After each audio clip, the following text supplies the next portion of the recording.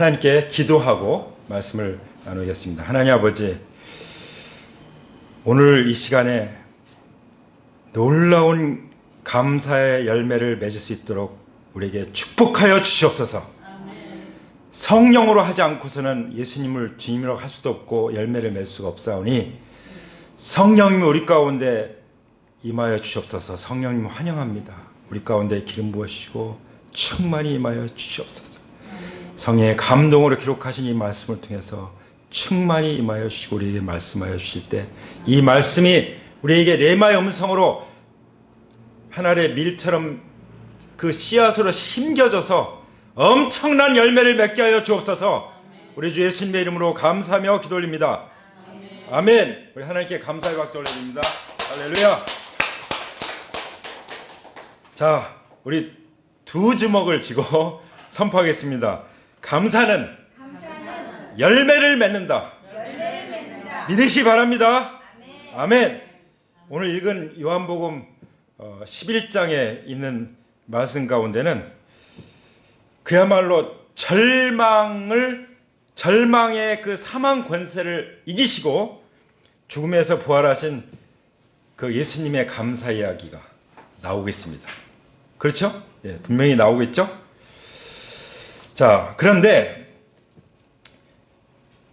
하나 예수님을 알지 못하거나 또 예수님으로 주인으로 삼고 살아가지 않는 사람들의 특징이 이 로마서에 나오고 있습니다. 로마서 1장부터 나오는데 심지어 하나님을 안다고 하는 사람들도 종교적인 사람들은 하나님을 실제로 영화롭게 하지 않는다는 거죠. 신령과 진정으로 영화롭게 하지 않는다는 거죠.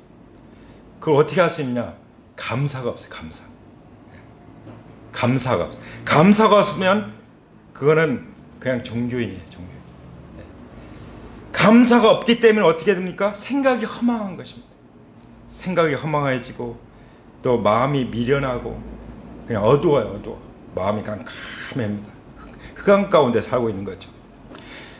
그러니까 하나님께 그러니 디모데 후서 3장 2절에 있는 것처럼 또 어떤 특징을 나타내냐? 사람들이 자기를 사랑하며 자기밖에 모르는 거죠. 어떤 어른하고 한참 얘기를 할 기회가 전도하다가 있었는데 그분이 요즘 갈수록 사람들이 자기밖에 모른다는 거예요. 자기의 셀프 러브, 이 자기애에 사로잡혀 있다는 것이죠. 그래서 자기에게 필요한 돈을 사랑하고 또 자기 자랑하고 교만하고. 근데 야고보서도 말씀하셨잖아요. 하나님은 더 큰 은혜를 베풀어 주신다. 근데 어떤 사람이 베풀어 주시냐? 겸손한 자에게 베풀어 주신다고 말씀하셨죠. 겸손한 자가 누구라고 그랬죠? 겸손한 자는 마음이 두 마음이 아니라 딱 한 마음이에요. 오직 하나님만 최우선순위에 두는 사람. 이 사람이 겸손한 사람이라고 말씀하십니다. 이렇지 못하니까 부모님이 그렇게 베풀어주고 부모님처럼 베푸는 사람이 세상에 어디 있어요? 자기 인생 가운데. 그런데도 감사할 줄 모르는 거예요. 거역하고 그것을 거룩하지 않다고 말씀하십니다. 그래서 하나님께 대한 감사가 없으면 부모에게 대한 감사도 사람에게 대한 감사도 없어요. 여러분 감사만 잘해도 먹고 삽니다. 감사만 잘해도 그냥 웃으면서 그다음에 웃으면서 감사합니다. 그러면요 어땠죠? 더 주고 싶죠. 또 주고 싶죠. 우리 하나님은 어떠시겠어요? 더 그러신 분이시죠. 할렐루야. 그래서 진정으로 하나님을 믿고 예배하는 이 자리에 있는 우리들은 또 사정 때문에 온라인으로 같이 예배드리는 분들도 성도라고 말씀하잖아요. 성도. 예수님 믿고 구원받은 사람은 성도로. 성도는 어떠냐? 시편 110편 4절인 것처럼 저 문 바깥에 써 있는 것처럼 현관문 밖에 써 있죠. 감사함으로 그 문에 들어가며 찬송함으로 그 궁정에 들어가서 그에게 감사하며 그의 이름을 송축할지어다. 가만히 계시네요. 아멘. 예. 하나님께 나갈 때 어떻게 문으로 들어간다고요? 하나님께 들어가는 문이 감사예요. 들어가서 뭐 합니까? 찬송. 감사로 들어가서 찬송으로 드리는 거죠. 그러니까 우리가 찬송할 때 그냥 예배 전에 드리는 그런 어떤 그 예배 준비 시간이 아닌 거예요. 하나님 앞에 마음껏 찬양을 드릴 때 성령님 우리 가운데 임재하셔서 우리와 주님을 만나게 되는 것입니다. 그래서 오늘 에스겔서 말씀처럼 이곳이 지성소다 이렇게 되는 것입니다. 믿습니까? 아멘. 그래서 또 감사하며 그의 이름을 송축한다 이렇게 말씀을 하고 계십니다. 그래서 오늘 이 시간에 이 감사로 말미암아 열매 맺기를 축복합니다. 우리의 모든 삶의 영역에 열매 맺기를 축복합니다. 할렐루야. 선포합니다. 그런데 우리 주님에게 있어서 주님도 감사하셨잖아요. 오늘 그 아까 읽은 것처럼 감사하셨고 또 열매를 맺으셨어요. 주님께 있어서 우리 주님도 감사하셨는데 주님께서 맺으신 그 감사의 열매가 뭡니까? 고린도전서 15장에 보면 그러나 이제 그리스도께서 죽은 자 가운데서 다시 살아나서 잠자는 자들의 첫 열매가 되셨도다. 아멘. 예수님은 감사의 열매로 어떻게 맺으셨어요? 감사의 열매, 어떤 감사의 열매요? 부활의 첫 열매. 예수님이 첫 열매고 그 다음 우리는 따라가는 그 다음에 두 번째 열매입니다. 할렐루야. 자, 그러면 이렇게 감사가 열매를 맺기 위해서 과연 하나님 예수님께서 우리에게 그 예수님의 말씀과 행적을 통해서 우리가 감사가 어떻게 열매를 맺는지 어떻게 해서 감사가 열매로 이어지는지를 보여준 그 행적을 따라가기 원합니다. 첫 번째로 우리가 읽은 말씀 보면은 정말 이제 병들어서 죽을 수밖에 없는 그 절망 중에 있는 한 가족을 찾아가셨어요. 할렐루야. 우리도 절망 중에 있는 한 가족을 찾아가면 감사를 드리게 될 줄 믿습니다. 아멘. 이거는 다른 감사하고는 비교할 수 없는 거예요. 그렇죠? 근데 그 한 가족이 어떤 가족이었냐? 사람들의 입장에서 보면 죽을 병이에요. 이제 마음이나 이런 것 같은 거죠. 죽을 병이에요. 이거는 죽을 수밖에 없는 병이에요. 근데 거기 그 가족이 나오죠. 누구죠? 그 누이 동생들. 마르다가 언니 같아요. 마르다와 마리아는 다 예수님하고 친했고 예수님을 정말 사랑했고 특히 마리아는 예수님 말씀을 듣는데 아주 정말 그 간절함이 있는 우선순위가 있는 그런 사람이었죠. 그리고 예수님께서 이 나사로를 사랑하셨고 그 가족을 사랑하셨습니다. 그러면 이제 혼란스럽죠. 예수님이 사랑하시는데 그리고 예수님을 사랑하는 가족들인데 어떻게 그 가족 중에 그 오빠가 병들어 죽게 됐나? 그게 참 의문이 되잖아요. 우리가 지금까지 살아오면서 왜 우리 가정에 이런 일이 생기나? 왜 나한테 인생 가운데 내가 하나님을 사랑하는데 하나님이 나를 사랑하시는데 왜 이런 일이 생기나? 그런 정말 풀리지 않는 의문들이 계속해서 파도처럼 밀려올 수 있습니다. 한 번 오고 마는 게 아니잖아요. 또 오잖아요. 어떻게 할까요? 어떻게 그걸 받아들일 수 있겠어요? 어떻게 해석할 수 있을까요? 정말 이 환우의 가족이죠. 환우의 가족 가운데 예수님은 찾아가셨습니다. 그러면 희망이 있는 거예요. 죽을 수밖에 없는데 죽을 병에 걸리는 환우의 가족인데 예수님이 찾아가시면 희망이 있는 줄 믿습니다. 나중에 살아나는 거 볼 수 있잖아요. 우리 이미 읽었어요. 살아날 줄 믿습니다.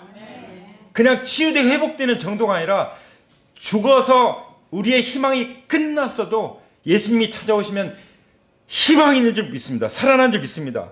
아멘.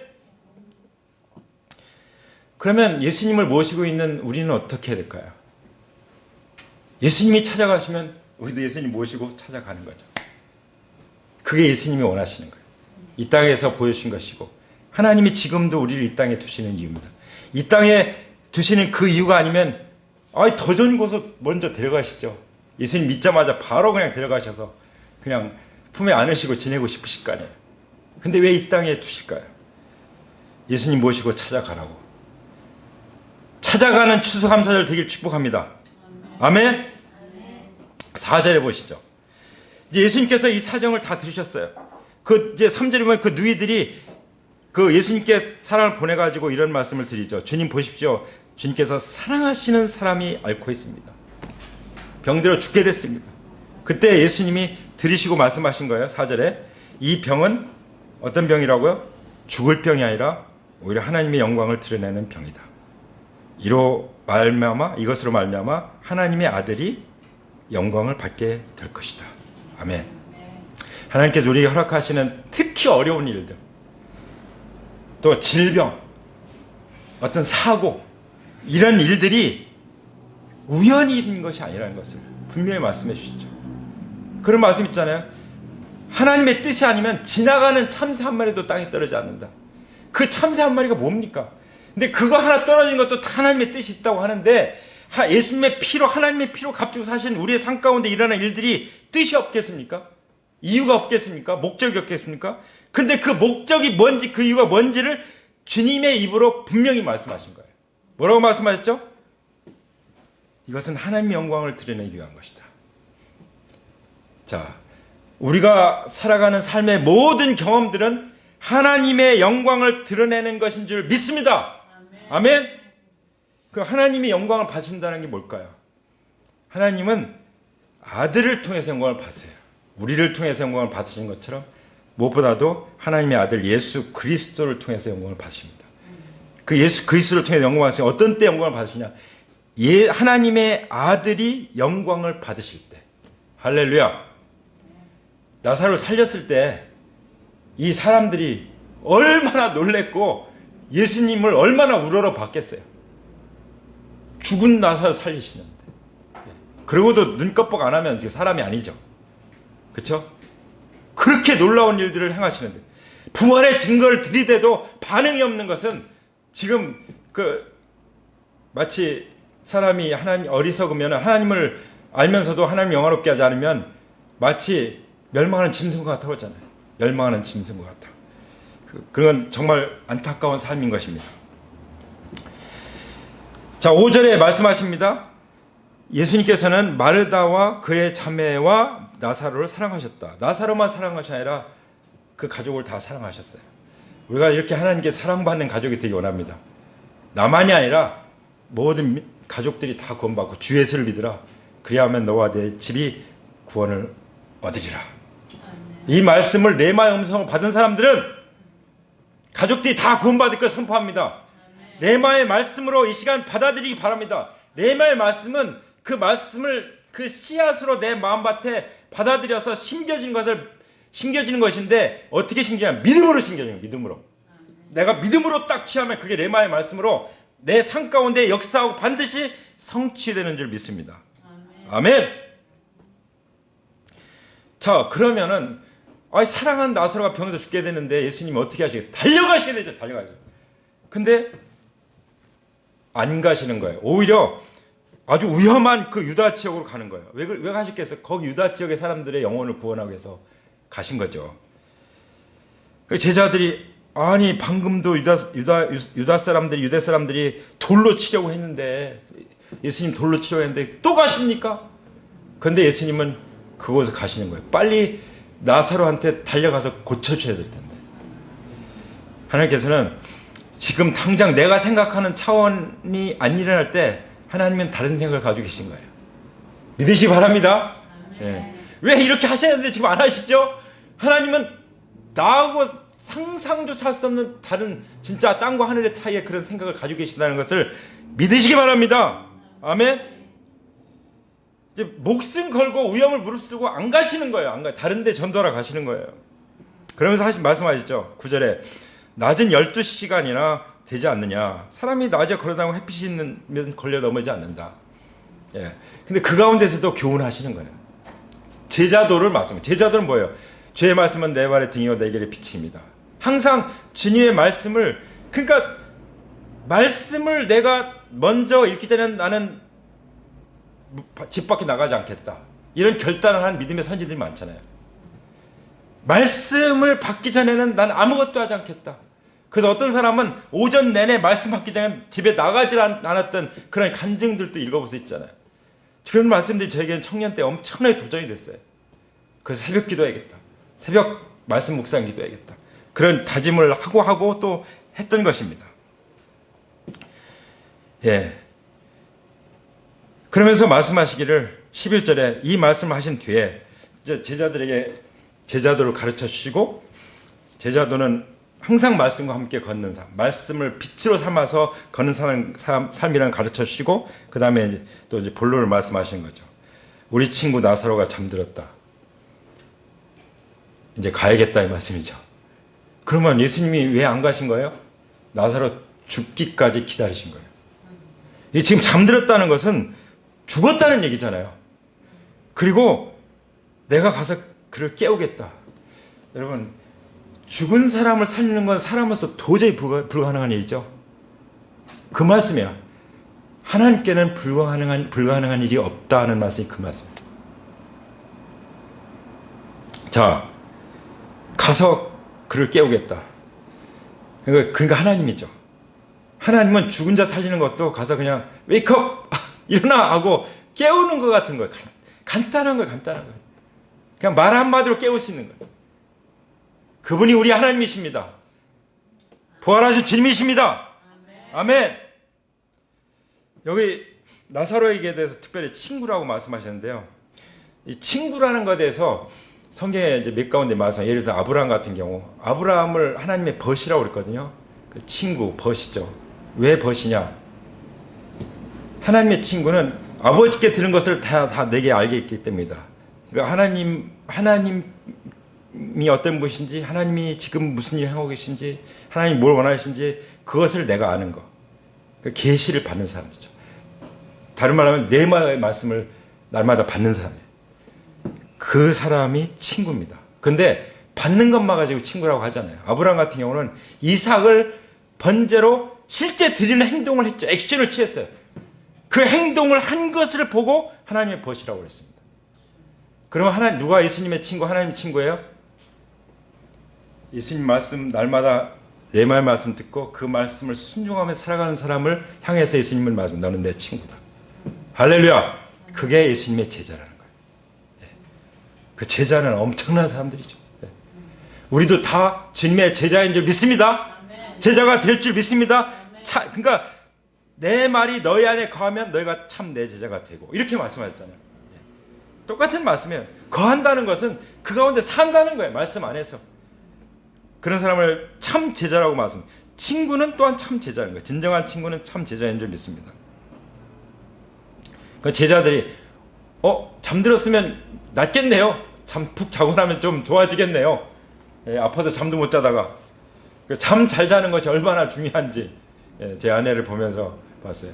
아프니까 잠을 못 자는 거예요. 그러니까 저도 잠을 제대로 못 자는 거죠. 그러니까 새벽기도 끝나고 나면 막 졸린 거야. 막 너무 졸린 거야. 자, 제자들은 다르게 생각했어요. 그러니까 이렇게 달라요. 주님은 죽은 걸 말씀하셨는데 제자들은 그냥 자는 걸 생각한 거예요. 누구 말이 옳아요? 누구 생각이? 당연히 예수님 생각이 옳죠. 예수님 생각이 옳은지 믿습니다. 네. 우리 생각보다 하나님의 생각이 다르다면 하나님 생각이 옳은 거예요. 그럼 내 생각을 접고 굴복하고 따라가면 되는 줄 믿습니다. 아멘. 그래서 예수님께서 14절에 나사로 죽었다 딱 말씀하셨죠. 근데 그게 잘된 거다. 난 기쁘다. 참 이해가 안 되죠? 지금 병들어서 이제 잠든 정도가 아니라 죽었다고 말씀하시고 난 기쁘다 이러고 계신 거예요. 그럼 얼마나 참 이해가 안 됩니까? 그러니까 하나님 행하시는 일, 하나님 하시는 말씀들이 이해가 안 되는 것이 너무 자연스러운 거예요. 제자들이 생각할 때는 도리어 잘 됐다. 여러분 정말 이런 일이 당했는데 도리어 잘 됐다고 그렇게 예수님 말씀하시는 것이 잘 이해가 됩니까? 기쁘다고 하는 것이 정말 이해가 됩니까? 우리는 어떻게 해야 될까요? 정말 예수님이 계시다면, 예수님을 모시고 산다면 그렇게 여겨야 될 줄 믿습니다. 반드시 더 좋은 일을 하나님 허락하실 거예요. 제가 어느 교회 사택에 살다가 사택이니까 아마 우리 보고 나가라고 안 하겠지. 그 생각하고 아주 그냥 한 10년 이상 할 줄 생각했어요. 근데 그 사택에 부목사님 오셔야 된다고, 비워줘야 된다고 딱 그런 순간, 큰일 나겠구나. 막 전세가 5천만 원 정도 올랐는데 어떡하나. 근데 하나님께 다 해결해 주셨지만 또 가만히 생각해 보니까 제가 이제 그 교회 나가다가 많은 사람들 많이 만나요. 전도할 때. 예. 어려운 일이 있어가지고 그러니까 교회 안 다니는 사람들. 그 사람들 전도하기가, 내가 거기 집에 살면서 전도하기가 괜히 또 우리 교회 데리고 나오려고 하는 것 같은 생각을 할 수 있을 것 같아가지고 조심스러운 거예요. 근데 딱 이사를 하고 나니까 오히려 편한 거예요. 뭐 누구든 복음을 전하는 자체가 뭐 순수하게 복음 전하면 되니까. 그쵸? 그래서 지금 내가 최선이라고 생각하는 것보다 이것이 더 나은 쪽으로 인도하시는구나. 할렐루야. 그냥 이사를 통해서도 그런 거 배울 수 있더라고요. 예. 그러니까 하나님은요, 어떤 그런 것들 통해서 나를 자유케 하십니다. 예. 너 편안하게 복음 전하려면 너 이사해야겠다. 하나님이 그렇게 생각하셨던 것 같아요. 예. 다 잘된 일, 서로 다 잘된 일이에요. 할렐루야. 그래서 예수님이 기쁘게 생각한다고 말씀하셨고, 근데 중요한 말씀이 있어요. 이 일로 말미암아 너희가 믿게 될 것이다. 예수님이 가장 핵심적으로 하신 말씀이에요. 이 나사로가 병들어서 죽은 것, 이것을 통해서 사람들이 믿게 되는 것, 그것 때문에 잘 됐다. 이제 복음 때문에 잘 됐다. 영혼 구원 때문에 잘 됐다. 이런 말씀이죠. 사실 많은 사람들이 정말 절망 가운데 처하지 않으면 예수님 앞에 나오지 않은 사람들 있잖아요. 예, 그런 사람들에게 하나님이 또 절망도 허락하십니다. 예, 그래서 하나님 앞에 나올 수 있도록. 그래서 영혼을 구원하기를 원하시는 거예요. 영혼 구원이 그만큼 그런 대가를 지불하면서도 영혼 구원을 받아야 될 만큼 큰 구원인 줄 믿습니다. 아멘. 근데 이 일로 말미암아 너희가 믿게 될 것이라고 말씀했는데, 이 일이 무슨 일이겠어요? 죽고 나서 살리는 바로 죽은 자의 부활에 대한 일이잖아요. 죽은 자의 부활. 그리고 베드로가 나사로가 죽었다가 살아난 것은 사실 예표예요. 그 계시를 하시잖아요. 나는 부활이요 생명이다. 예수님이 부활이요 생명이다. 예수님이 죽었다가 온 인류의 죄 때문에 죽었다가 다시 3일 만에 성경대로 살아날 것이다. 이것을 보여주기 위한 하나의 예표잖아요. 그 믿음을 갖도록 단계적으로 보여주는 것이 죽은 나사로를 살린 사건인 줄 믿습니다. 아멘. 근데 제자들이 볼 때는, 또 마르다나 마리아가 볼 때는 도저히 가망이 안 보이는 거예요. 17절에 뭐라고 말씀하십니까? 예수께서 가서 보시니 나사로가 무덤 속에 있은지 벌써 나흘이 되었다. 예수님은 그렇게 생각하셨을 거예요. 나흘이 됐으니까 죽은 게 확실하니까 진짜 의식을 잃었다가 깨어났다 이런 말 못하겠지. 왜냐하면 냄새가 나니까. 여러분, 죽은 지 나흘 되면 옛날에 송장 방에다 이렇게 불 떼면서 해서 장례칠 때 있잖아요. 제가 어렸을 적에 그 냄새 기억나. 지금도 기억나. 얼마나 냄새가 심한지. 예. 그러면 이제 확실히 죽었다는 거죠. 예. 그러니까 예수님은 그게 차라리 다행이다. 이거 차라리. 예. 부활이 확실하게 증명될 수 있으니까. 할렐루야. 근데 마리아와 마르다가 뭐라고 하냐면, 먼저 마르다가 등장하죠. 21절에 보면은. 거기, 그러나 이제라도 나는 주님께서 하나님께 구하시는 것은 무엇이나 하나님께서 다 이루어 줄 줄 믿습니다. 예. 이 마르다의 이제라도 신앙, 이제라도, 이제 다 끝났지만 이제라도. 예. 근데 마르다가 생각하는 건 뭐였어요? 예수님이 이제 다시 오실 때, 그때 나사로가 부활해서 다시 만나는 거, 이걸 생각했어요. 예. 그러니까 미래에 대한, 앞으로 그렇게 되겠죠. 그렇게 생각했던 거죠. 23절에 보면은 예수님께서 마르다에게 말씀하셨죠. 내 오라버니가 다시 살아날 것이다. 그랬더니 마르다가 한 얘기가 뭐냐면, 마지막 날 부활 때에 그가 다시 살아나리라는 것을 내가 압니다. 제가 압니다. 예. 그 믿음이 있잖아요. 우리가 살아날 거라는 걸. 분명히 예수님 믿고 죽은 성도들은 다 살아날 것입니다. 할렐루야. 하나님께 감사의 박수 올려드립니다. 할렐루야. 예. 근데 예수님은 뭐라고 말씀하십니까? 그 마르다에게 나는 부활이요 생명이니 나를 믿는 자는 죽어도 살고. 예. 이건 사실은 나사로가 지금 살아날 것, 내가 살릴 거다라고 말씀하신 거예요. 예. 그리고 살아서 나를 믿는 자는 영원히 죽지 아니할 것이다. 내가 이것을 믿느냐? 예수님이 우리에게 주시고자 하는 믿음이 어떤 믿음이에요? 부활 신앙이에요. 그냥 병 낫는 그 정도 머물러 있기를 원치 않으신 거예요. 죽어서 부활하는, 예수님처럼 부활하는 그 신앙을 갖기를 원하십니다. 제자들이 그 신앙이 없었기 때문에 도망치고 십자가 앞에서 정말 의리없게 도망치고 그리고 모른다고 부인하고 그럴 수밖에 없었잖아요. 그 신앙이 없었기 때문에. 그러나 그 신앙을 갖게 된 뒤에는 목숨 걸었죠. 할렐루야. 부활신앙이 무슨 신앙이길래 목숨을 겁니까? 예수님을 온전히 주님으로 인정할 수밖에 없는 그런 신앙이니까 목숨을 거는 거죠. 주님을 위해서 종된 우리가 목숨 거는 건 너무 당연한 거 아니에요? 그렇게 되는 거죠. 할렐루야. 예. 그래서 저도 장례 칠 때 죽은 사람들 향해서 예수님의 이름으로 살아날지어다 라고 선포하고 안 살아나서 장례를 친 적도 있어요. 예. 그러면 이제 예수님 부활하신다고 재림하신 날 그때 이제 살아나겠죠. 예. 두 가지 중에 하나예요. 주님께서 말씀하십니다. 이것을 내가 믿느냐. 예. 그때 마르다가 고백합니다. 예, 주님은 세상에 오실 그리스도시며 하나님의 아들이심을 내가 믿습니다. 이렇게 고백을 해도요. 베드로처럼 주는 그리스도시요 살아계신 하나님의 아들입니다. 이렇게 고백해도 도마가 부활의 증거를 보고 나의 주 나의 하나님이십니다 하는 고백하고는 차원이 다른 거예요. 그렇죠? 예. 그래서 우리 교회가 이 부활 신앙으로 무장하고 부활의 복음을 증거하시는 것은 너무나도 놀라운 은혜인 줄 믿습니다. 정말 놀라운 열매인 줄 믿습니다. 아멘. 자, 그래서 우리가 지금 이제 두 가지를 봤는데요. 우리의 감사가 열매를 맺기 위해서는 먼저 어떻게 된다고요? 정말 절망 중에 있는 가족을 찾아가는 거예요. 네. 그리고 두 번째는 예수님을 만나는 거예요. 부활이요 생명이신 예수님을 만나는 거예요. 그게 25절 나오잖아요. 예수님과 엔카운트 하는 거죠. 예수님을 만나고 그 다음 세 번째로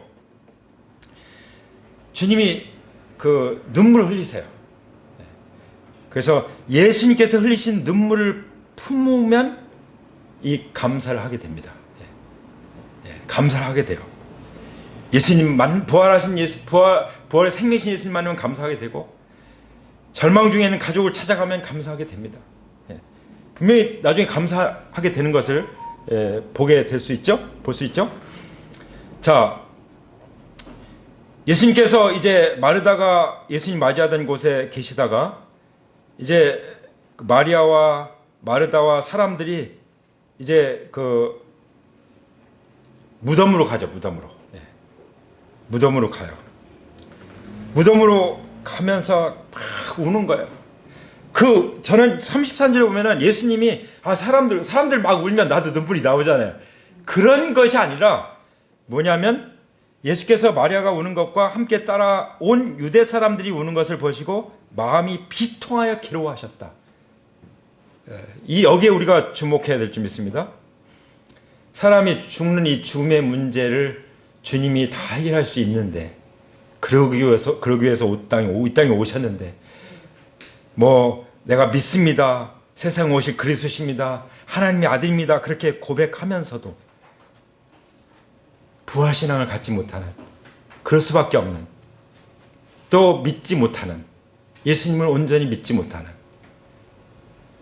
그것을 보시면서 너무 마음이 비통하고 괴로워하셨다고 믿습니다.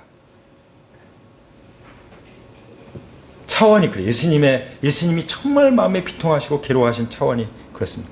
그래서 눈물 흘리시는 거죠. 온 인류의 구원을 위해서 오신 주님께서 그 온 인류의 구원을 생각하시면서 그 주님을 믿지 않는 사람들의 그 상태, 그 한계를 생각하시면서 눈물을 흘리시는 거죠. 이 눈물이 있으면 우리는 감사하게 될 것입니다. 할렐루야! 이 눈물이 있으면 우리는 찾아가게 될 것입니다. 그들이 예수님 만나게 될 것입니다. 할렐루야! 그때 사람들이 보시오, 그가 얼마나 나사로를 사랑하였는가. 얼마나 나사로를 사랑하였는가. 우리가 예수님을 본받아서 이렇게 살아가게 될 때 우리들이 얼마나 영혼들을 사랑하는지 사람들은 알게 될 것입니다. 그래서 주님께서 정말 우리들을 얼마나 하나님이 세상을 이처럼 사랑하사 독생자를 주셨으니 이는 저를 믿는 자마다 멸망치 않고 영생을 얻게 하십니다. 그 말씀을 이해하게 될 줄 믿습니다. 아멘.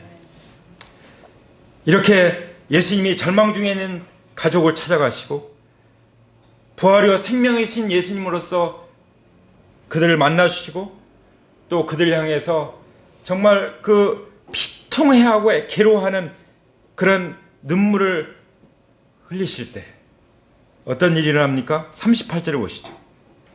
예수께서 다시 속으로 비통하게 여기시며 무덤으로 가셨다. 이제 그런 마음을 가지고 가신 거예요. 이제 집에 가실 뿐만 아니라 그 절망의 끝까지 가신 거예요.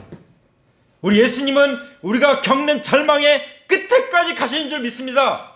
아멘. 그러니까 주님이 얼마나 좋으신 주님이시고, 주님, 내가 너를 결코 떠나지 않겠다. 볼자다 내가 세상 끝날까지 함께 하겠다. 내가 죽을 때까지도 함께 하시겠다고 그렇게 말씀하신 그 말씀이 정말 진실인 것을 우리가 믿을 수 있지 않습니까? 아멘. 가서 예수님 딱 말씀하십니다.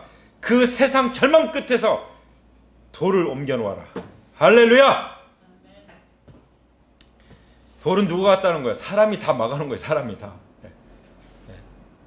그랬더니 막 그 절망의 냄새가 물씬물씬 풍기는 거예요. 무덤에서. 그때 주님 말씀하신 40절에 내가 믿으면 하나님의 영광을 보게 되리라고 내가 말하지 않았느냐. 뭐가 문제예요? 믿음이 문제예요. 내가 믿으면 하나님의 영광을 보게 되리라. 아멘. 여러분이 주님을 온전히 주님을 믿으면 하나님의 영광을 보게 될 것입니다. 저도 하나님의 영광을 보게 될 줄 믿습니다. 이미 주님께서 그렇게 말씀해 주셨죠. 할렐루야. 그러면서 41절에 예수님께서 이제 돌이 옮겨진 상태로 하늘을 우러러서 말씀하시는 거죠. 아버지, 내 말을 들어주시는 것을 감사드립니다. 아멘. 이 모든 것이 이제 감사로 이어진 거예요. 감사. 누구에게요? 아버지께 감사하는 거예요. 아버지께 감사하니까 항상 우리에 대해서도 감사하는 마음을 가지고 아버지께 기도해 주시고 해 주시는 거죠. 하나님께 감사할 줄 알면 사람들에 대해서도 감사하는 거예요. 사도 바울도 정말 너희들 자체가 나의 감사다라고 고백하잖아요. 하나님 앞에 갔을 때 너희들 자체가 나의 자랑이다 라고 말씀하신 거죠. 그런 마음을 가진 사람이 목자예요. 셀 리더죠. 한 사람을 돌보든 여러 사람을 돌보든. 그래서 하늘로 우러렀다는 건 예수님이 이 땅에 오신 건 하나님의 비전 가운데 오셨잖아요. 하나님 나라의 비전을 이루시기 위해서. 그 비전 가운데서 정말 그 이제 예수님을 향한 그 모든 예언들이 다 이루어지시고 또 예수님이 이 땅에 오셔서 그것을 이루는 동안에 주님께서 아버지께 올려드리는 모든 말씀들을 다 이루어주는 그것을 감사드리는데 나사로가 살아나는 거예요. 그래서 감사는 기적을 낳는 거예요. 감사는 기적을 낳을 뿐만 아니라 감사는 부활의 열매를 맺는 줄 믿습니다.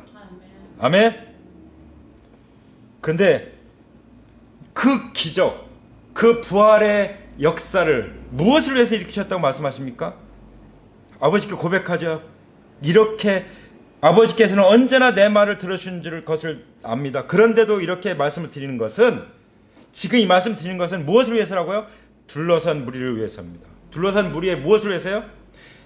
이들이 아버지께서 나를 보내신 것을 믿게 하라는 것입니다. 아멘.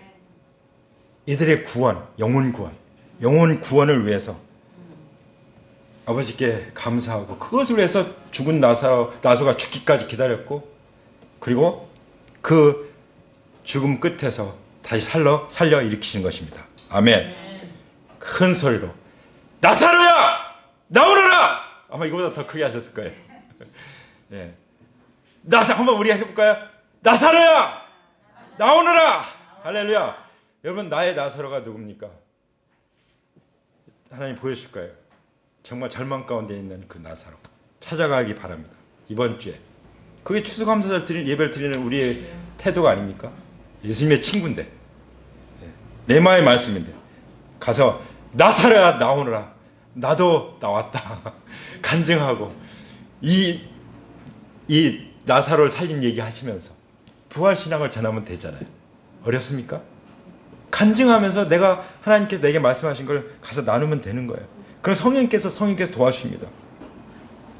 그래서 나왔는데 배로 막 동이고 있는 거예요. 그 그림을 보여주셔도 좋을 것 같아요. 배로 동이고 있는 거예요. 네. 누가 묶어놨어요? 다 사람들이 묶어놨어요. 사람들이 해놓은 건 그거예요. 네. 죽었으니까 묶어놓는 거죠. 예수님이 풀어놔라.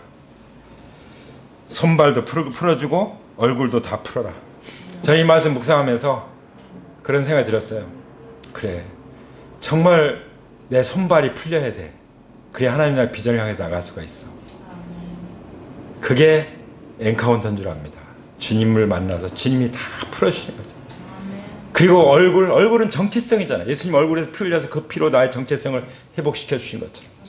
그래서 나의 정체성이 살아날 때 우리는 사자같이 담대할 줄 믿습니다. 예수님을 유다의 사자라고 그러잖아요.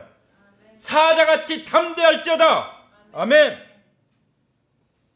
그래서 주님은 막 그냥 큰 소리로 외치시는 거예요. 사람들은 지금 막 그냥 엉엉 울고 그냥 절망 가운데 있는데, 말로 어떻게 위로받을 수 없는 슬픔 가운데 있는데, 예수님은 그냥 신이 나신 거예요. 기뻐가지고 막 큰 소리로 외치시면서, 세상이 아무리 어려워지고 힘들어진다고 해도 우리나라가 세계 9위의 경제 대국이에요. 뭐가 어려워요? 이제 아무것도 다 먹고 살 수 있어요. 왜냐하면 앞으로 경제 이것은 어마어마한 거거든요. 갈수록 우리 다음 세대들이 일 안 해도 다 먹고 살 수 있어요. 그럼 뭐 해야 되냐? 이제 리더로서 지혜로 세계를 이끌어 나가야지. 그렇게 키워야 될 줄 믿습니다. 특히 교회에서는 지혜로 세상을 이끌어 나갈 수 있도록, 하나님 나라 강력한 군대로 세계를 정복할 수 있도록 그렇게 키워야 될 줄 믿습니다. 아멘. 아무리 세상이 힘들어져 가도 우리는 살아날 것입니다. 우리는 세상을 정복할 것입니다. 할렐루야. 그 부활신앙으로 다시 일어서겠습니다. 그렇게 결단하신 분, 그 자리에서 일어나시기 바랍니다. 아멘. 자, 아프신 분 앉아 계실 됩니다. 일어나셔서 하나님 앞에 나가겠습니다. 하나님께서 큰 기적을 행하실 것입니다. 오늘 이미 큰 기적을 행하신 것을 우리는 읽었습니다. 이 예수님의 감사 이야기를 들었습니다. 절망의 사망 권세를 깨트리시고 죽음에서 부활하신, 부활이요 생명이신 예수 그리스도를 우리는 만났습니다. 절망 가운데 있는 가족을 찾아가서 이 예수님을 증거함으로 감사가 임하기를 원합니다. 우리가 예수님의 그 눈물을 품기 원합니다. 그 눈물을 우리에게 주옵소서. 부활의 첫 열매신 예수님, 나사로를 살리심으로써 예수님이 부활하실 것을 보여주신 것처럼 이미 예수님은 부활하셨고 우리는 부활하신 예수님을 나의 주, 나의 하나님으로 모시고 있습니다. 그러므로 우리는, 주님을 믿는 우리는 죽어도 살 것입니다. 우리는 영원히 살 것입니다. 할렐루야. 이것을 믿습니다. 주님 감사합니다. 주님 찬양합니다. 주님 경배합니다.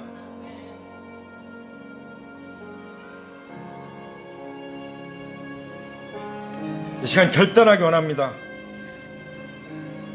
주님은 죽을 병에 든 나사로를 통해서 그가 죽었다가 살아나는 걸 통해서 주님은 예수님이 부활의 주님이신 것을, 그 부활 신앙의 계시를 사람들에게 주기를 원하셨다는 것을 보았습니다. 이 시간 부활의 계시로 우리에게 더욱 충만히 확신 가운데 임하여 주시옵소서. 임하여 주시옵소서.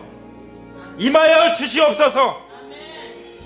아버지, 오늘 우리에게 주신 이 말씀의 핵심이 바로 우리가 아버지께 감사할 때 부활 신앙의 열매를 맺게 된다는 것을, 우리에게 보여주신 것을 우리가 믿음으로 받아들입니다. 이 말씀을 우리의 마음밭의 씨앗으로 받아들입니다. 주님, 열매를 맺게 하실 줄 믿습니다. 주님, 감사하며 찬양합니다. 주님, 감사하며 찬양합니다. 주님, 감사하며 영광을 올려드립니다. 할렐루야, 할렐루야, 할렐루야, 아멘. 오늘 추수감사주일 이날에 이 시간 특별히 예수님을 만나야 될 필요가 있는 분 계십니까? 우리 화면을 보겠습니다.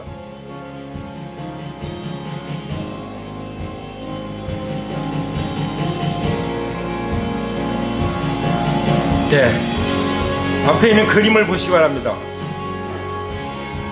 여기에 보면 5가지 색깔을 잡고 있죠.